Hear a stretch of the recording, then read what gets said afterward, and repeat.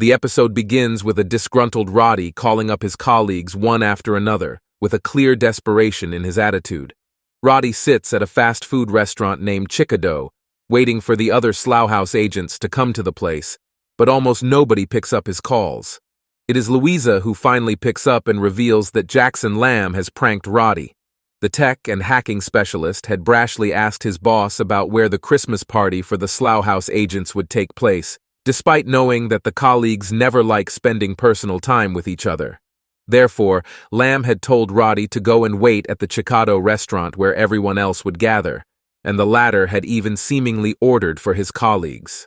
As Louisa reveals what has really happened, Roddy disgruntledly finishes the food and leaves the restaurant, covering his ears with his headphones.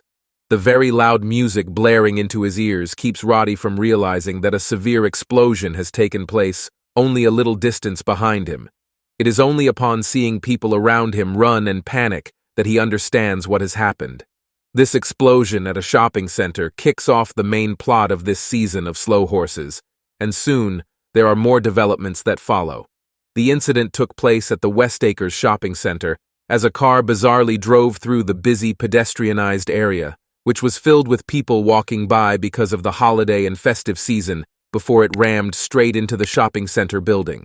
The car had been fitted with bombs, and the driver was still inside when the vehicle was rammed into the building, meaning that it was a suicide mission, and it claimed the lives of 23 innocent victims.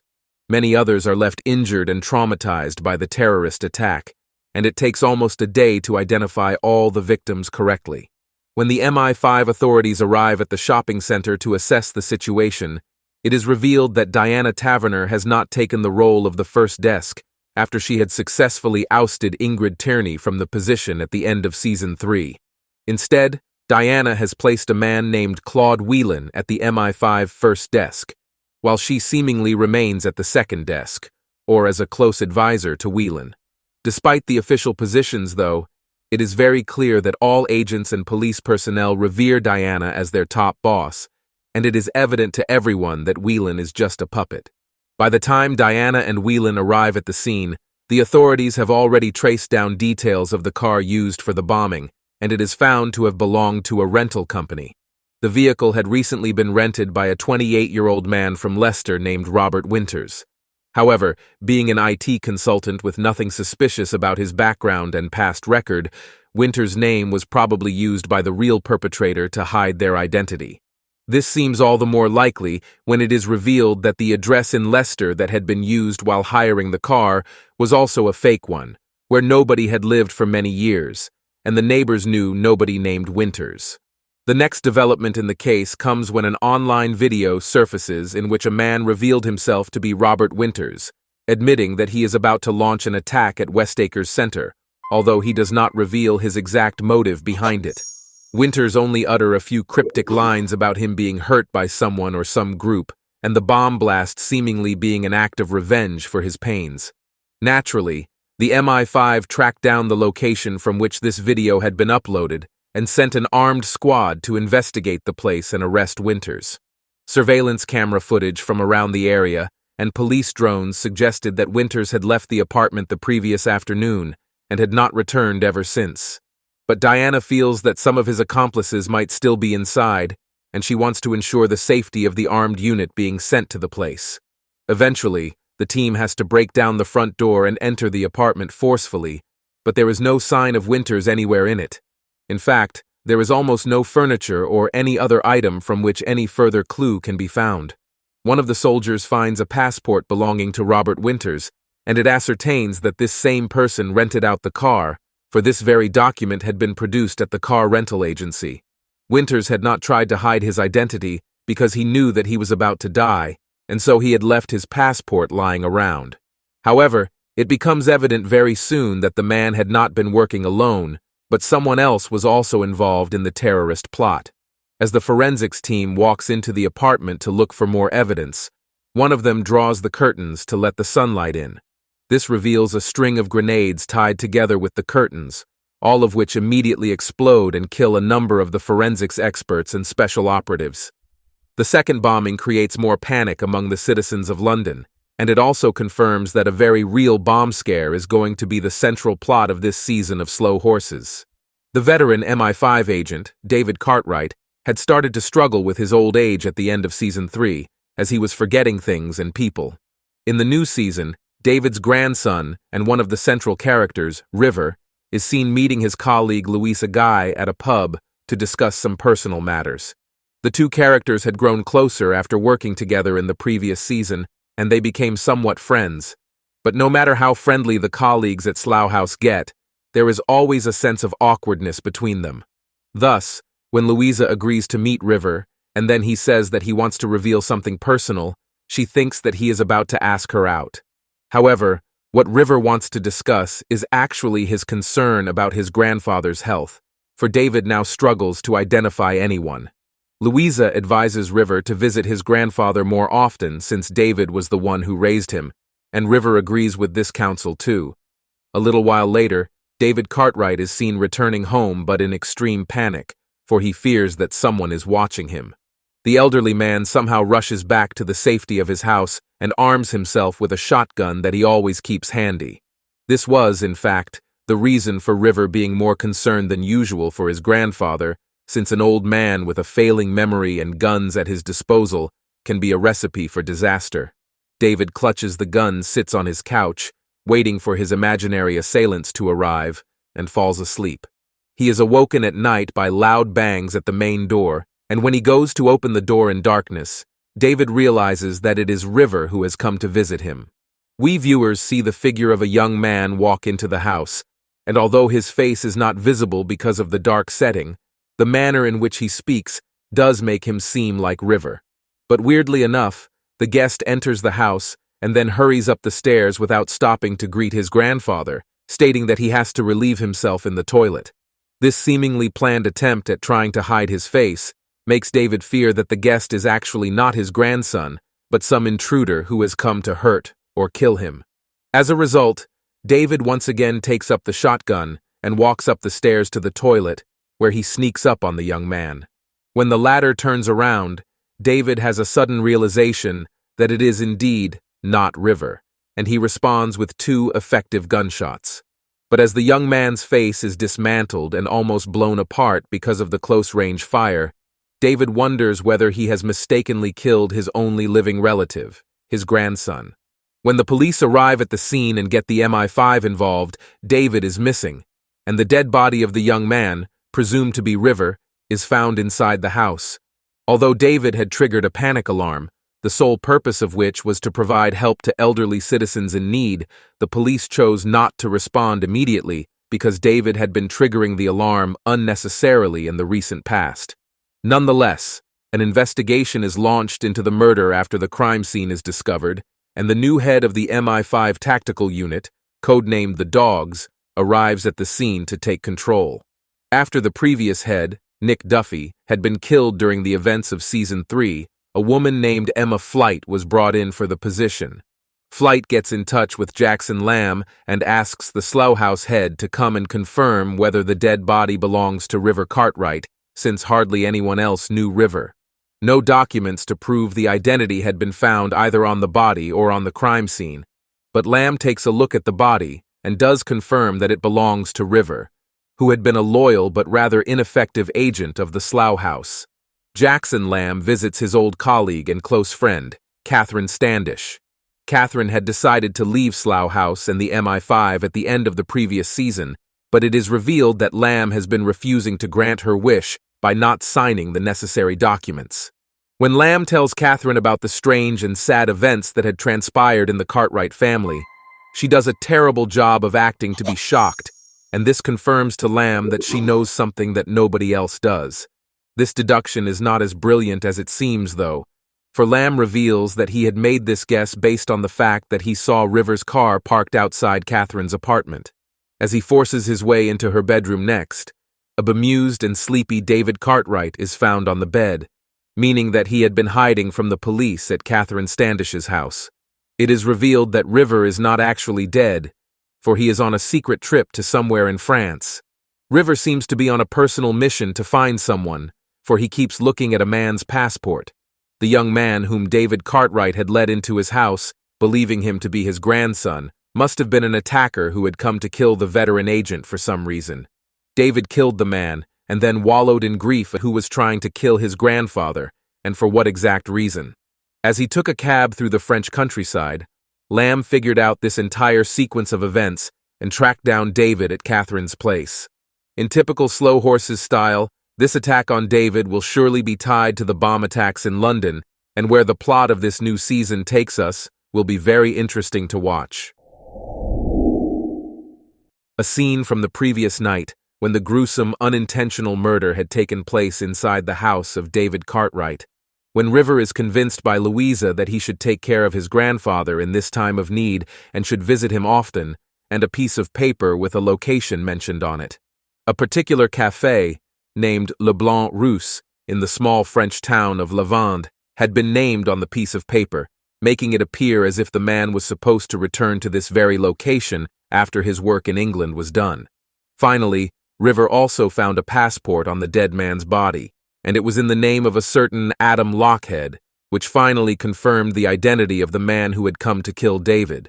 But why somebody would send a hired hitman, if Lockhead was so, to kill David Cartwright in such a planned... He then drove David to Catherine's apartment, knowing that she would help him in this situation and shelter his grandfather, and then left for an urgent trip to France. When Jackson Lamb reaches Catherine's apartment the next morning, he figures out this whole chain of events and then tries to find out where River has gone. Catherine had obviously snooped through the young agent's pockets and found the information about the cafe in Lavande. When she tells Lamb all of this, he tries to fish out information regarding the same from David, bombings, and the disappearance of River, but he is currently more interested in the latter. He figures out that the new agent at Slough House, Moira Tregorian, had been demoted from the park upon the orders of someone specific, solely because they did not like her. Therefore, Lamb promises to help Moira return to the park headquarters in exchange for her indirectly accessing the MI5 records and giving him information about whether David Cartwright had ever gone to France. As of now, it seems like David is a clear connection between the two incidents, and based on how he is being secretive about his history with France, it seems likely that he knew a lot about the fake identity of Robert Winters. River's long taxi ride through the French countryside finally comes to an end when he arrives at the small town of Lavande. This is indeed the case. River Cartwright wakes up to find himself inside a small room, clearly being kept hostage in a house somewhere in France. As he looks out the window, it is revealed that the place is not very far from Les Arbres, but what is more concerning is the fact that a group of men are standing outside, as if waiting for him to come out. A little while later, the man who had knocked River out and brought him here comes to the room, pointing a shotgun at him, and states that someone else will be joining them shortly to have a word with him. When this new individual, a woman by the name of Natasha, arrives, all confusion is finally cleared, and a little more about the two vengeful Frenchmen in London is revealed. The young man who had entered David Cartwright's home, pretending to be his grandson and intending to kill the veteran MI5 spy, was known as Bertrand in his home in Lavande. Natasha happens to be Bertrand's mother, but their relationship is very estranged, to say the least. When Natasha's cousin, Victor, saw River in the town of Les Arbres, he believed the MI5 agent to be his nephew and, therefore, followed him around. In episode 2, Victor was seen consulting with someone about the matter, and it was actually Natasha that he had been talking to, telling her how her estranged son was back in the country. The real identity of Adam Lockhead, or Bertrand, has an unusual story behind it, which is revealed when River shows Natasha the photograph he had found of the young man and a few others at the Les Arbres house. The photo was of a few young men, along with an older man who seemed to be their leader or a guide of sorts, and Natasha identifies this man as Frank Harkness. She reveals that Frank had a lot of unusual ways about him and was possibly involved in a lot of crime as well, and that one of his characteristic habits was to establish romantic relationships with women, and they would give birth, following which he ended his relationship with them and allowed the women to leave. Based on this brief information provided by Natasha, it becomes clear that Frank Harkness wanted to have his group of blind followers who would do anything that he asked them to do, especially since he raised the children alone, without the intervention of their respective mothers. Similarly, Frank had wooed Natasha, and Bertrand was born from this strange relationship, but the man taught the boy never to consider Natasha his mother. Therefore, whenever she tried to meet her son or reach out to him afterward, Bertrand never reciprocated, and he just acted like she did not exist. Instead, Bertrand acted like a petty criminal and goon. According to the MI5 agent, Frank was possibly getting rid of evidence at the time, and so he did not want an intruder from England to disturb his work. As of now, it seems like Frank Harkness has some old animosity against David Cartwright, because of which he had planned this double attack in London. It is even possible that the bombing at Westakers was supposed to be a distraction that would keep all police and intelligence officers in the country busy so that Bertrand could kill David and leave England without his crime being discovered. However, River still needs to carry out his investigation in France for longer to find out the exact details about the crimes, but his work is interrupted when the angry residents break into Victor's home to exact revenge. Thinking River to be Bertrand, they chase him out of the house and out of the locality as well, as River has to hijack a moped and ensure his safety first. The once revered and powerful MI5 director, David Cartwright, finally seems to be losing his mind, as he genuinely struggles to remember anything from the last few days. The old man is still burdened by the guilt of having killed his grandson, and he then also mentions something about the bombing at Westakers Center. Although Catherine does not delve any further into the matter, it almost seems like David Cartwright knew something more about the bomb attacks than others in the administration. He then vehemently states that he needs to pass on some information to the MI5 first desk, and Catherine has to pretend to be the director's secretary and keep David calm by lying to him about the director's busy schedule. Although she keeps him occupied with a cup of tea and the pretense of him waiting at the park office, a different problem arises at the Slough House office.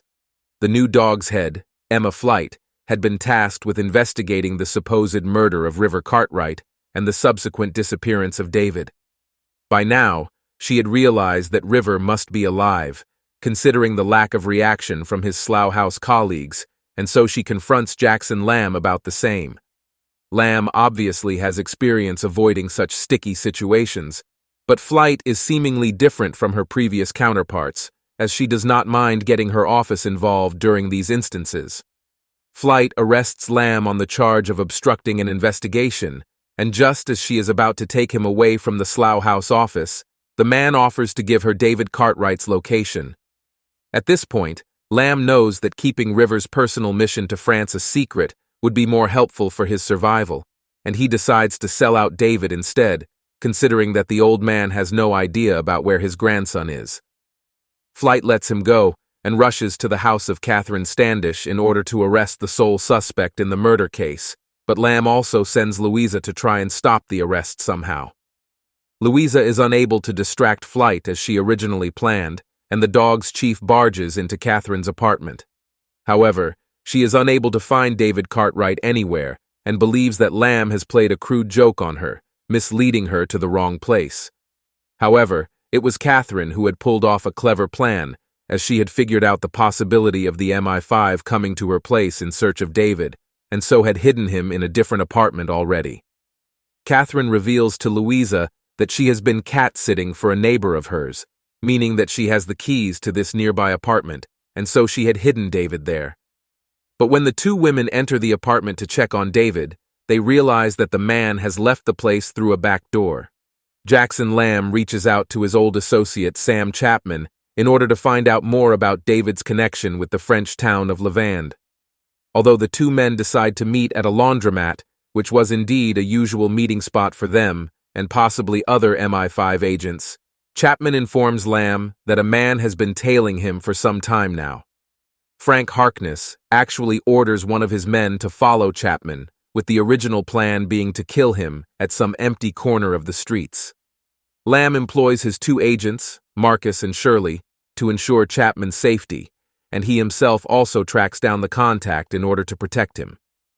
Although the assassin can find Chapman despite the latter's best efforts to hide, the Slough House agents are able to stop him from committing the murder.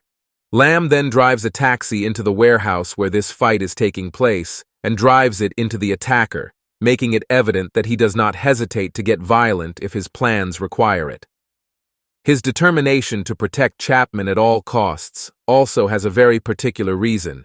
Sam Chapman used to work as David Cartwright's bodyguard before he retired from the MI5 and became a private investigator.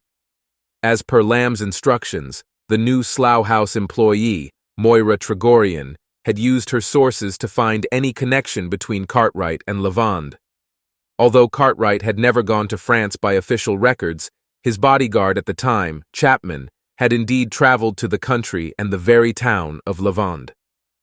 Thus, Lamb wants to know what exactly happened at the place in the past, which would perhaps reveal the reason behind Frank Harkness's vengeful actions at present. Although Lamb and his associates can keep Chapman safe from the assassin, the latter manages to flee the scene despite getting crashed into by a speeding car. This is not the best possible scenario, considering that he will be able to report the incident to Harkness, and he might take even worse steps, perhaps even ordering another bomb attack. Meanwhile, River finally returns from France, as he has more or less understood what went down at the Les Arbres house, only to find an even more surprising connection. Frank Harkness was earlier seen directly only once before, at the Les Arbres mansion, where he had attacked River Cartwright. Frank has now also traveled to London from France to attend an important meeting as he walks through the streets with a specific location in mind. The man finally reaches his destination, which initially seems like an underground den of sorts, until he takes an elevator up to a lavish apartment. A group of security personnel frisk and check Frank's body and clothes to ensure that he is not carrying anything dangerous, and upon passing all safety protocols, he is finally taken inside for the meeting. Although we are not introduced to the man that Frank is meeting in this episode, it is very evident that he is someone extremely influential and possibly holding some high position in a Middle Eastern country's governance or its aristocracy. After all, Frank addresses the man as Your Highness, making it clear that he is involved with some royal family in the Gulf region. The Middle Eastern man is the one who had given, or rather outsourced, the bombing mission to Frank and his team, as he intended to kill someone specific on that particular evening, right outside the Westakers shopping center. However, the mission did not go according to plan, and he reminded Frank that he did not need to outsource the job to the Frenchman, since his own country's secret operatives could have carried it out. The only reason, he states, for having hired Frank to kill his target was because of Frank's reputation in the market as a hitman who does not leave any trace of his work. Therefore, Frank had failed the mission on two major levels. Firstly, the job was to kill the target in the parking area and make it look like an accident, which had somehow been made into a suicide bombing plot during the execution. Secondly, the perpetrator behind the bombing, who took the alias of Robert Winters, had even uploaded a video about his involvement, essentially leaving a trail to Frank Harkness and, in turn, to his Middle Eastern client. Frank apologizes to his client for these two major blunders, stating that the man he had appointed to do the job got carried away by his own personal motives. However, the client does not want to show any forgiveness, and his intention at present is to kill Frank to ensure that the authorities will never be able to trace anything back to him. While being forcefully dragged away, Frank reveals to the man that although the police will not be able to figure out what had happened, the name of Robert Winters getting released to the public would mean that some old MI5 agents would know exactly what had gone down. His intention is to warn the client about this dangerous situation, and it works successfully, as the client now wants Frank to get rid of these old agents by the end of the day, so that there would be nobody left to figure out that Winters was actually an old fake identity created by the MI5. When Frank claims that he had already tried to get rid of two such agents, referring to David Cartwright and Sam Chapman, it seems obvious that he had been trying to kill the men only to cover up the failure regarding the Westakers bombing mission. The passport details of Robert Winters, she had essentially uncovered a huge MI5 secret. Taverner realized almost immediately that the identity of Robert Winters was one created by the British intelligence agency, and so it being used for a terrorist attack in London meant that someone from the inside was somehow involved in the whole matter. but technically speaking, the MI5 was never meant to create such cold bodies or fake identities, and very few people in the agency ever knew of their existence. She arranged for Rahman to be sidelined and sent to work all by herself, and she even took the first desk's authorization for it without him realizing so. Thus, when Whelan learned of the development, he was shocked and also grew suspicious of Taverner's intentions, perhaps figuring out that she wanted to hide something from him. The professional relationship between the MI5 first and second desks is not very friendly, as Taverner very evidently sees Whelan just as a stooge, placed in the position of the director for political reasons. Whelan, on the other hand, always wants to make his presence and opinions felt and tries to have the final say in every matter. Therefore, the character of Gidi Rahman could easily be fitted into this indirect feud between the two authority figures, and in the previous episode, Whelan finally appointed Rahman to conduct investigations for his sake, and directed her to look into more such fake identities. Diana Taverner had not chosen the head of the dogs, Emma Flight, either, as she was hired from outside the MI5 by Whelan, and so she does not consider Flight too effective.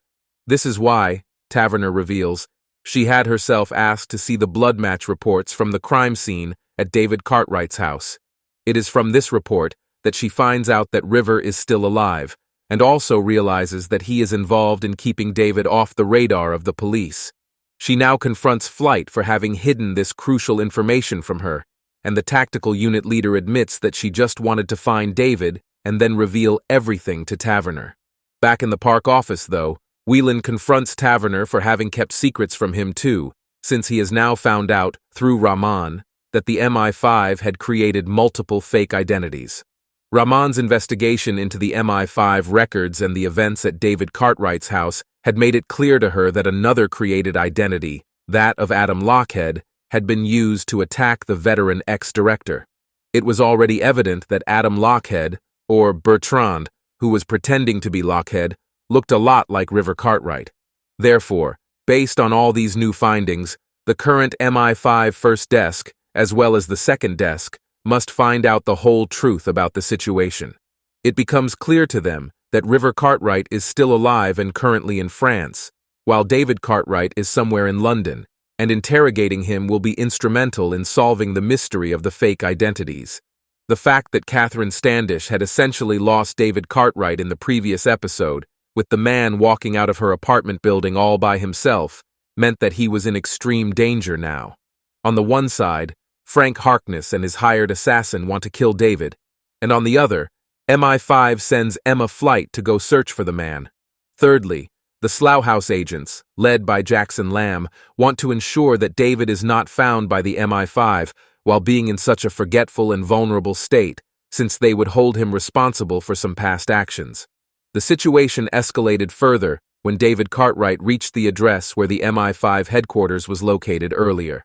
Since David is suffering from Alzheimer's, he can only recall the address from during his time in the service, so he goes to the place, not realizing that the building has now been transformed into a luxurious hotel.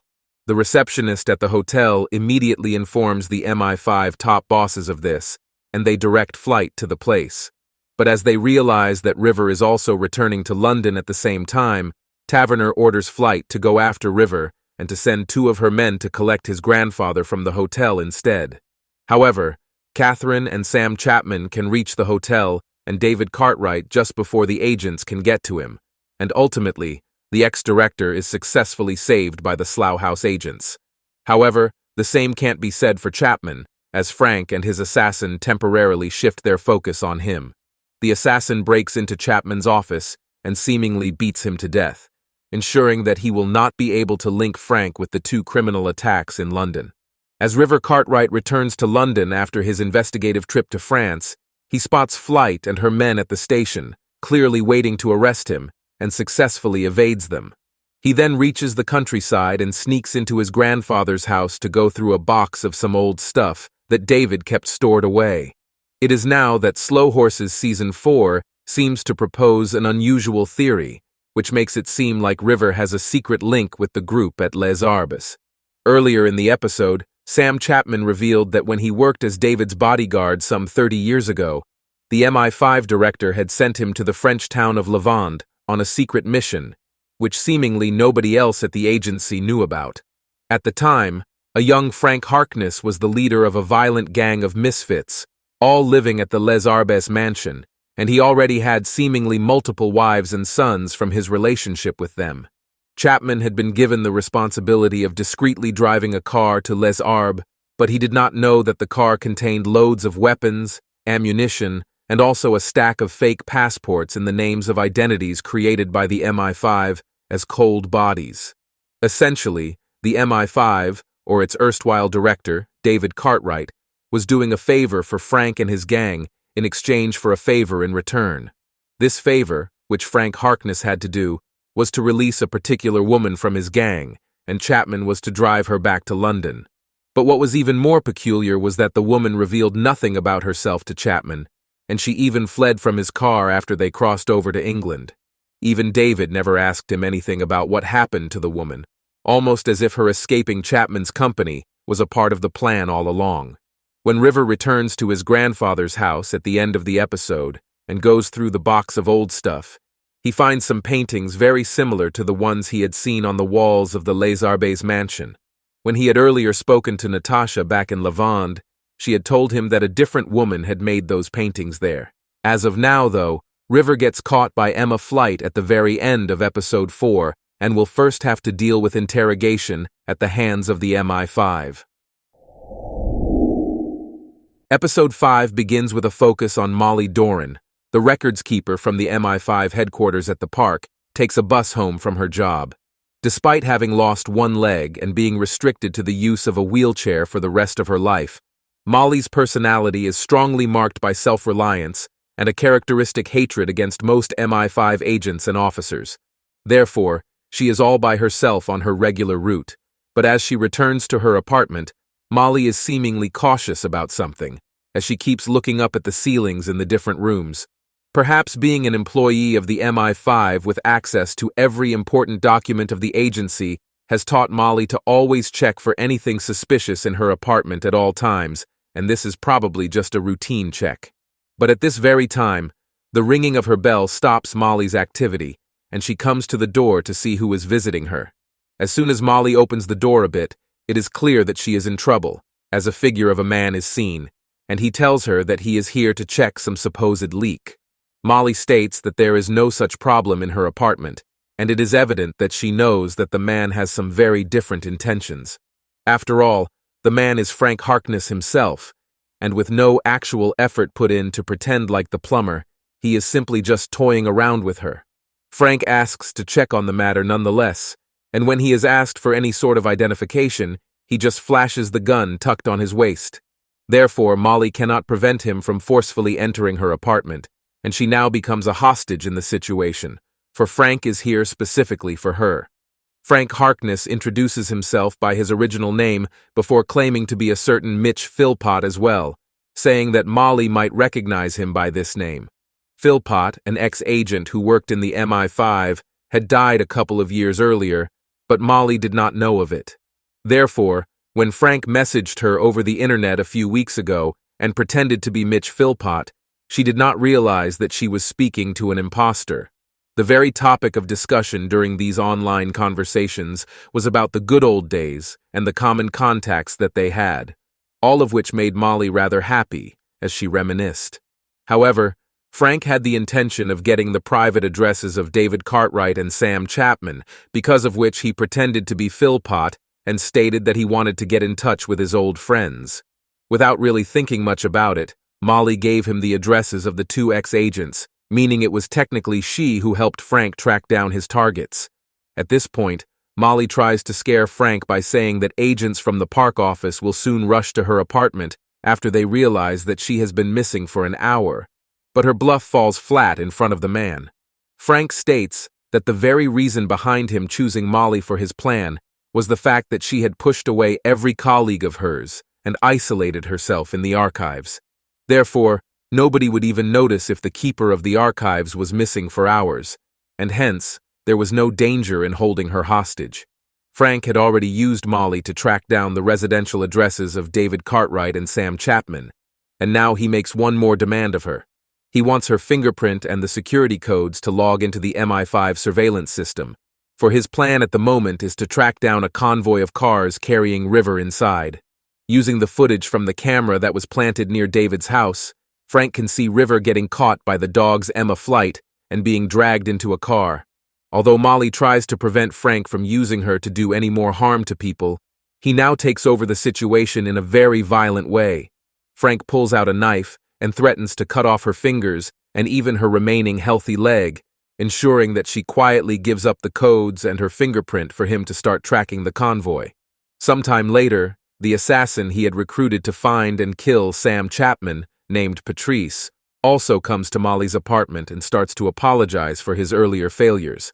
Nonetheless, Patrice then goes about to execute the next step of the plan, for which he steals a garbage truck by knocking down 2 workers. It becomes increasingly clear that Frank wants Patrice to attack the MI5 convoy, and it is specifically for this that he has used Molly so that he can track down the cars.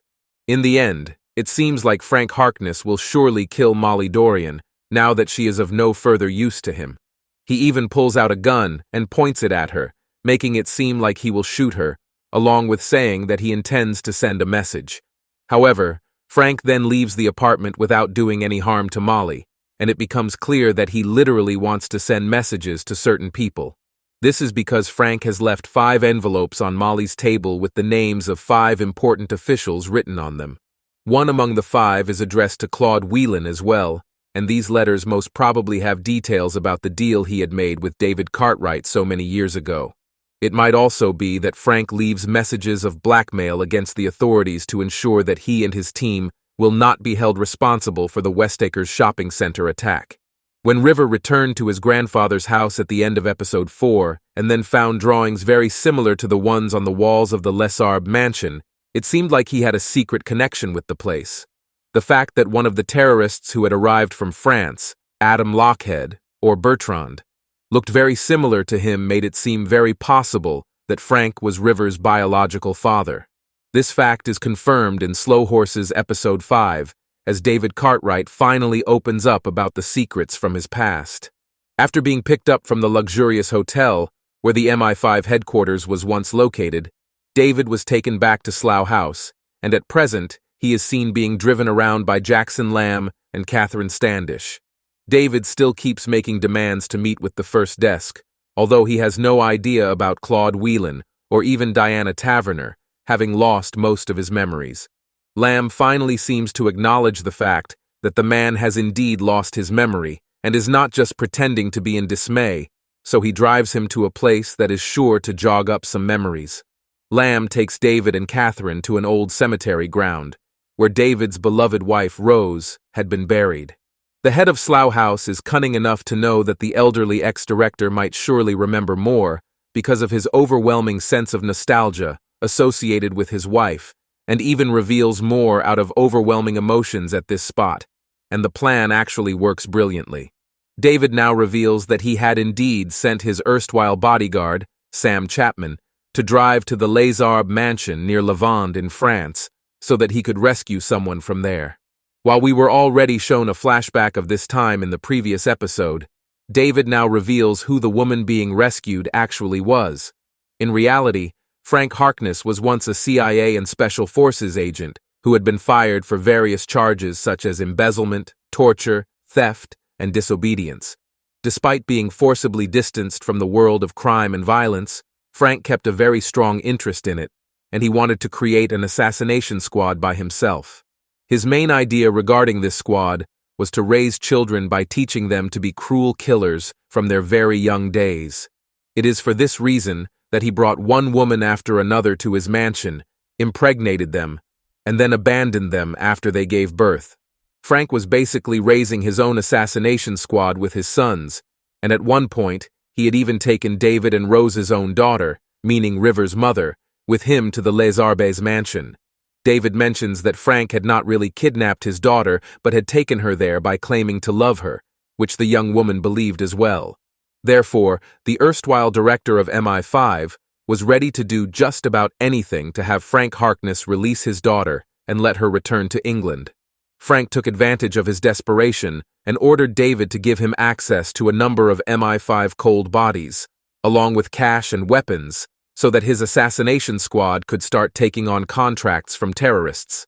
Thus, River is indeed the son of Frank, and his familial secret also seems to be the reason behind the Cartwrights being very distant from one another. In this episode, Louisa tries to contact River's mother to ask whether her son has gone to visit her, but it becomes clear from this conversation that the woman keeps no touch with her father, David, and has not met her son, River, in a long time. It is extremely possible that the woman never wanted to get distanced from her beloved Frank, especially since she was pregnant with River at the time, and the matter created a terrible distance between her and her parents. Catherine still expresses her confusion regarding why Frank wants to attack David after all these years, and Lamb explains that it is actually linked to the West Acres bombing.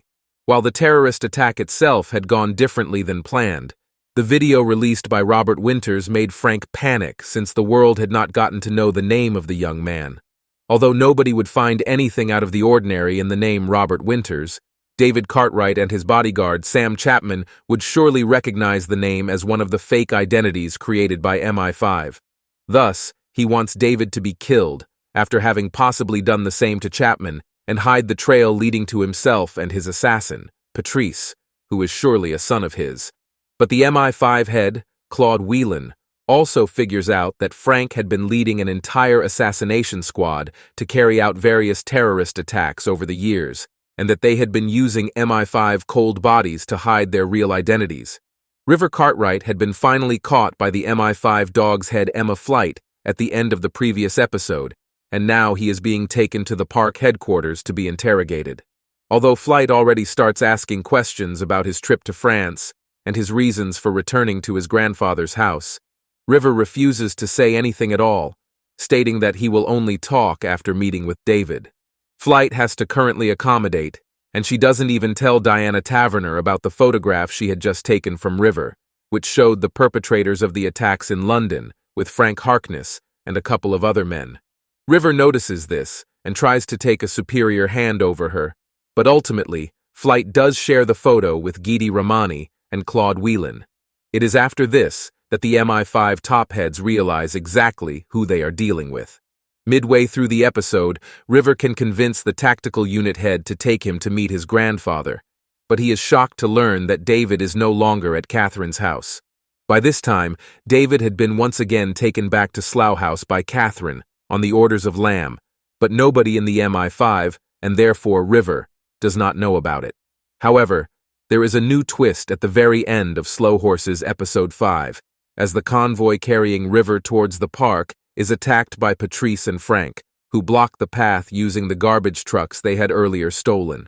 Although Flight tries to help herself and her hostage, she is knocked out by Patrice before he frees River, only to take him hostage again and put him into the trunk of a car. River will now be surely taken to have a confrontation with his biological father, and Frank may try to convince him to join his gang. That said, the Slough House agents, led by Louisa Guy, have already started to track down Patrice, and they will follow him to get to River and rescue him. Episode 6 begins at the very spot where the previous episode had ended, on the streets of London, where the MI5 convoy transporting River Cartwright was attacked. Following the sudden incident, police and MI5 personnel rush to the place and find 4 Dogs Tactical Unit officers dead. The head of the Dogs Tactical Unit, Emma Flight, is alive though, as she had not been shot by the attacker, Patrice, but was just struck down by him. Emma recovered from the shock and the impact of her injuries before getting in touch with the agent she had been reporting to all this while, Diana Taverner. It is Diana who calls her rather, as she wants updates about the convoy, for it had suddenly gone off-grid. Emma tells Diana about the attack, also revealing that she had identified the attacker to have been the young man seen in the photograph she had earlier sent to Giti Rahman and Claude Whelan. Diana now naturally wants to know where Emma got the photograph from, since it was of all the terrorists who had been committing crimes using the MI5 cold bodies, and so was supposed to be a well-kept secret. When Emma states that it had been brought back from France by River, Diana asks to speak with the young man, still without any idea that he has been kidnapped. Emma Flight reveals that Intel and the MI5 second desk simply tell her to find a medic and get herself treated before ending the call. Although Diana Taverner tries to play it cool with Emma, she is actually quite concerned about the situation and talks about it to the first desk, Claude Whelan. She tells him how another of the cold bodies has appeared and taken River hostage, and Whelan is visibly even more worried about how things have panned out. As the current director of MI5, Whelan is more fearful of the consequences that he will surely have to face when the public and other important figures in administration and government find out about a terrorist cell making use of false identities created by MI5 to commit heinous crimes. Just like Frank Harkness, Claude Whelan also wants to erase all connections between the terrorist attacks and the intelligence agency, and so he is unwilling to take any further risks. While Diana Taverner orders her team to find and kill the terrorist and arrest River for questioning, Whelan overrules the order, making use of his professional superiority, and states that both Patrice and River are to be considered targets, and both must be killed. Diana tries her best to argue that River might be innocent, but Whelan is ready to sacrifice the life of one innocent agent to protect the city from further terrorist attacks and administrative scandals.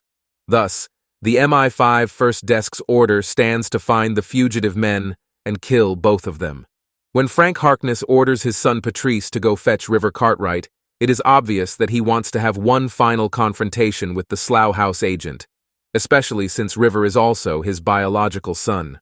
While inside the trunk of a car being driven by Patrice, River tries to set up a spare phone that he always keeps with him and can slide Catherine's mobile SIM into it as well. But before he can place any calls or type any message for help, the car stops and Patrice pulls him out. They walk through a crowded area in front of some shopping arcade, with Patrice secretly keeping his gun pointed at River. They finally arrive at a restaurant, where Frank has been waiting for them at a table, and he has River join him. Meanwhile, Patrice goes away to sort out some other matters, leaving the father and son alone. River reveals that although his mother, Isabel, always told him that his biological father had left her when she was pregnant and then died after he was born, he had already figured out the real truth. As confirmed in episode 5, Isabel had run away from her home and country to live with Frank Harkness at his Les Arbres mansion in Lavande, France. She then got pregnant with him, but had to leave the place without ever wanting to, because her father, the erstwhile MI5 director, David Cartwright, had sent his bodyguard Sam Chapman to go fetch her. When asked by River, Frank admits that Isabel did genuinely love him, although he'd never had such strong feelings for her. To him, the woman was just a strategic pawn whom he could use to get money, weapons, and most importantly, fake identities. This is why he targeted Isabel, because she was the daughter of the MI5 director, and when David wanted to take her back, he took advantage of both of them and got his hands on the cold body fake identities. Frank was already raising his sons to become terrorists at this time, and with the MI5 cold bodies, he finally fulfilled his dream of creating an assassination squad that would take on private contracts and missions to earn money without the risk of getting caught. His business was booming, and he was involved in several terrorist attacks and murders in England as well as overseas, but it all went wrong with the Westacres bombing. As shown earlier, Frank was hired by a client to kill someone very specific at the parking lot of the Westacres shopping center, and he appointed one of his sons, also a terrorist in his squad, Eve, to commit the crime. However, Eve was already going through psychological troubles, which had been pushing him towards extremist beliefs, and he made use of the chance to simply drive a bomb-rigged car into Westacres, killing way more people than he was ordered to. Eve had also uploaded a video explaining his crime as a direct attack against the West, their culture, and their way of life. River now states that Eve's attack and uprising was not really against the West, but rather against his manipulative and psychopathic father, who had raised him to be a terrorist. But despite all these attempts at trying to instigate Frank Harkness into making some mistake, the man remains as calm and resolute as always, with him still putting forward his demands. He had originally ordered hits on David Cartwright and Sam Chapman after the Westacres bombing to ensure that he could never be linked to the MI5 cold bodies by the two ex-intelligence employees. However, River reminds him that now he too is in a similar situation, as River can very easily link Frank with the MI5 cold bodies to the authorities and have the man arrested. Thus, Frank states, there are only two options left for his estranged biological son, either to join his father and become a terrorist or be killed by Frank in the restaurant. River manages to carve out a third option secretly, though, as he had managed to briefly call Louisa secretly, and a witness had also seen him climbing out of a car's trunk in front of the shopping arena. This ensured that both the Slough House and the park agents were updated about his location, leading to them rushing to the place very soon. When Frank sees armed police rushing towards the restaurant, he realizes that there is very little chance of escape, and so he takes River hostage. Heading out of the place, he then manages to slip a grenade into River's hoodie, showing complete disregard for his son's life. Using this scenario as a chance to escape, Frank runs to the nearest train station and plans to disappear, just like he had been telling River a few minutes earlier. By now, Emma Flight and Louisa Guy had also arrived, after River's call had been traced by agents at Slough House and the park. Therefore, they too joined the pursuit. But River finally realizes that the fugitive must be hiding in plain sight somewhere inside the station itself. Separating himself from the rest of the MI5 unit, he searches for his biological father and eventually finds him, leading to Frank giving him one last chance to join his squad. River obviously refuses, and as the rest of the team now catches up to him, Frank Harkness is finally arrested for his crimes. But instead of showing any remorse, guilt, or fear, Frank remains very relaxed and composed, knowing well that he will soon be released. He even tells Diana so when she comes to interview her, and she is indeed asked to go visit Jackson Lamb for a very urgent situation at Slough House. Sometime earlier, Molly Duran had called Lamb to her apartment to show the 5 envelopes that Frank Harkness had left at the place, each addressed to the heads of services. Lamb had opened and read the letter addressed to Claude Whelan, and then immediately called Diana to discuss the matter. As it turns out, Frank and his assassination unit had been hired by the MI5 itself several times to attack and kill its targets, whom they could not kill directly, being an official intelligence agency of a country. Such an arrangement between the agency and the ex-agent was established before David Cartwright's time, and although David wanted to cut all ties with Frank, MI5 once again hired him after David's retirement. Frank had cleverly mentioned all of this in each of the letters, and had also threateningly mentioned that these documents would automatically be uploaded to the internet if he was not released in the next 12 hours. He knew that there was a high chance of him getting arrested, and so he had arranged for this safety measure. Thus, Diana and Lamb both knew that the uploading of these documents would lead to a scandal so bad that it could even crash the government. Frank Harkness has to be released by the MI5 to avoid scandal, although Diana mentions that she would still let Claude Whelan make the final decision, which would surely be to comply with Frank's demands. While River and Louisa are off trying to arrest Frank Harkness, the rest of the Slough House members have to protect David Cartwright amidst great danger since Patrice arrives at the office to kill them all. Frank had informed Patrice about Jackson Lamb's involvement with David and Sam Chapman and had ordered him to kill Lamb and anyone associated with him. Thus, the assassin arrives at Slough House, and the agents have to face him bravely, particularly Shirley Dander and Marcus Longridge. Despite having sold off his service gun earlier in the season, Marcus gets it back now, knowing that he might have to use it soon. However, following the tradition of losing at least one agent every season, Slow Horses ultimately has Marcus killed by Patrice in the latter's effort to get to David and the rest of the agents. This tragic moment also confirms the romantic feelings that had always been suggested to have existed between Shirley and Marcus.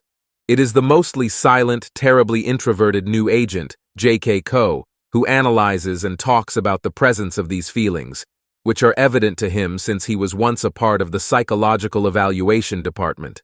A ferocious Shirley wants to kill Patrice immediately after he is finally caught and handcuffed to one corner of the room, but she is warned by everyone against it. The guilt of killing a man at a moment when he was handcuffed would live on and haunt her conscience for the rest of her life, which is definitely not something that Marcus would have wanted. Instead, Coe takes the responsibility of coldly shooting Patrice dead, and it seems like he even enjoys doing so. River finally reunites with his grandfather, David. although a feeling of anger and distrust still exists between them. Although David still has a very hard time remembering things, he understands that River is cross at him for having hidden the truth about his biological father. Thus, when River decides to leave his grandfather at a care home for the elderly, David assumes that he does so out of anger and vengeance for having lied to him about his parents. However, River seems genuinely concerned about his grandfather's health, and knowing that he will not be able to spend enough time with him every day, he decides to send him to the care home. After all, David cannot be trusted to live alone at his house either, and he needs to be under expert supervision at all times. Despite the extremely hard situation, especially with David pleading with his grandson to take him away from the care home, River chooses to walk away, promising to return the next day. He then receives a call from Lamb and meets him at a pub in London. Lamb gives River a document to sign, in which his movements around the case have been officially detailed. The purpose of the document is to get a financial bonus from the higher-ups, probably since the case involved so much traveling, but the real reason for him having called River is to give some support to the young man, although they never talk about it. By now, River Cartwright has become very used to the indirect and twisted manners of Jackson Lamb, and he has learned to seek comfort from him in whatever unusual way possible. Like always, Slow Horses also gives us a short teaser for Season 5 being adapted from Mick Herron's 6th title in his novel series, London Rules. Based on the teaser, the main conflict will seemingly be about a masked gunman and probably his team, whose main agenda, at least according to Emma Flight, is to create disruption. The head of the Dog's tactical unit believes that the shooter is on a very planned destabilization strategy, beginning with compromising an MI5 agent, attacking and disrupting villages and transportation, taking control of the media narrative, and then assassinating a populist leader. While Emma Flight is seen talking about these steps, the accompanying visuals suggest that the gunmen have already committed these acts, possibly in their plan to destabilize the country and the government. For a change, Diana Taverner is seen supporting Jackson Lamb from the very beginning, stating that Lamb's experience throughout his long career should guide MI5's next steps, although Claude Whelan does not seem to agree. J.K. Coe will continue to be a Slough House member, and he will play a much more active role in the team, while River is seen kissing a surprised Louisa, meaning that there might be a new romantic relationship, or simply just embarrassment and awkwardness for the protagonist. By now, we can surely expect Slow Horses Season 5 to be another thrilling watch in its own unique way, and the series should woo more viewers when it finally releases in the future.